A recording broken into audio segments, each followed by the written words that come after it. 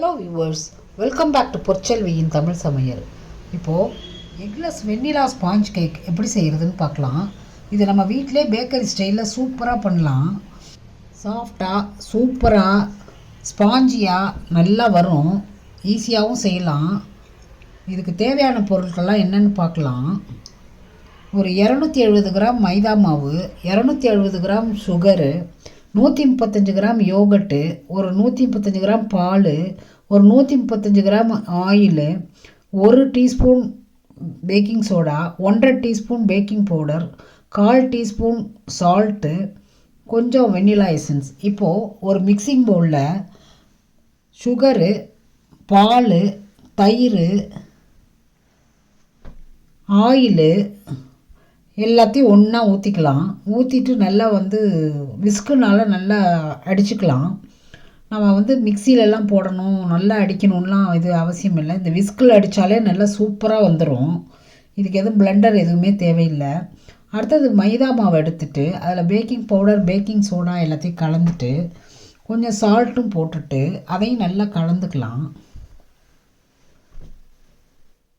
இது நல்லா எல்லாத்தையும் கலந்த உடனே அந்த மிக்சிங் பவுலில் இருக்கிற தயிர், பால் மிக்சர் இருக்குல்ல, அதில் போட்டுக்கலாம். போட்டுட்டு இதை நல்லா அடிச்சுக்கலாம். அவன் இல்லாதவங்க கேக் செய்கிறதுக்கெலாம் ரொம்ப கஷ்டப்படாமல் ஈஸியாக அதை பண்ணிடலாம். கொஞ்சம் வினிகர் 1 டீஸ்பூனும் ஊற்றிக்கலாம்.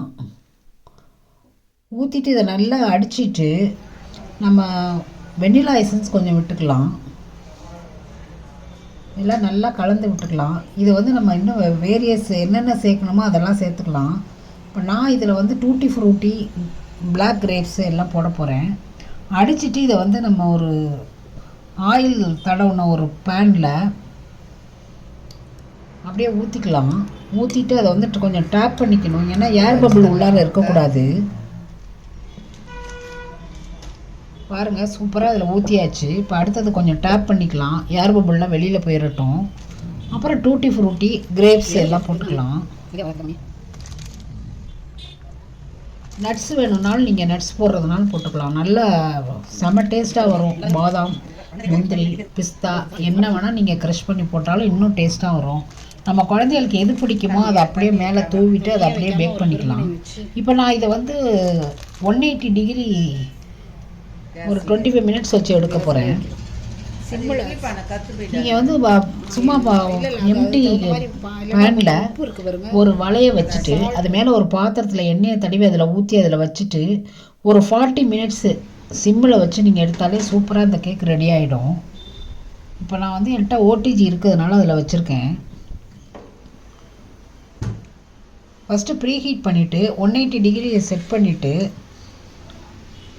ஒரு 25 to 30 மினிட்ஸ் நீங்கள் டூத்பிக்கால் குத்தி பார்த்தீங்கன்னா தெரியும் அது வெந்துருச்சா இல்லையான்ட்டு. அதில் ஒட்டாமல் வந்துச்சுன்னா நல்லா வெந்துருச்சுன்னு அர்த்தம். வீட்டில் குழந்தைங்களுக்கு ஒரு பர்த்டே அது இதுன்னா நம்மளே செஞ்சுக்கலாம். பாருங்கள், இந்த டூத்பிக்கில் ஒட்டல. சூப்பராக நம்மளுடைய எக்லெஸ் வெண்ணிலா ஸ்பாஞ்ச் கேக் ரெடி ஆகிடுச்சு. இவ்வளவு ஈஸியாக இந்த கேக்கை செய்ய முடியும் அப்படின்னா நம்ம ஈஸியாக செஞ்சிடலாம். வீட்டிலே செஞ்சிடலாம். நம்ம கடையில் கிலோ கணக்கில் கொடுத்து காசு கொடுத்து வாங்கி அதை பத்திரமா எடுத்துகிட்டு இதெல்லாம் ரொம்ப வேலை மிச்சமாயிடும் நமக்கு. பாருங்கள் எவ்வளோ அருமையாக வருது பாருங்கள் கேக்கு. இந்த வீடியோ உங்களுக்கு உபயோகமாக இருக்கும்னு நினைக்கிறேன். பிடிச்சிருந்தா லைக் பண்ணுங்கள், கமெண்ட் பண்ணுங்கள், ஷேர் பண்ணுங்கள், மறக்காமல் சப்ஸ்கிரைப் பண்ணுங்கள். உங்கள் ஃப்ரெண்ட்ஸ் அண்ட் ஃபேமிலிக்கு ஷேர் பண்ணுங்கள். மறக்காமல் பெல் ஐக்கானே அமைக்கிக்குங்க. அப்போ தான் நான் போடுற வீடியோ அப்பப்போ உங்களுக்கு நோட்டிஃபிகேஷனில் வரும். சூப்பரான ஸ்பாஞ்ச் கேக்கு நம்ம ஈஸியாக ஒரு 15-20 நிமிஷத்தில் ரெடி பண்ணிவிட்டு ஒரு 30 மினிட்ஸ் இல்லை 40 மினிட்ஸில் நம்ம குக் பண்ணி எடுத்துட்டோம்.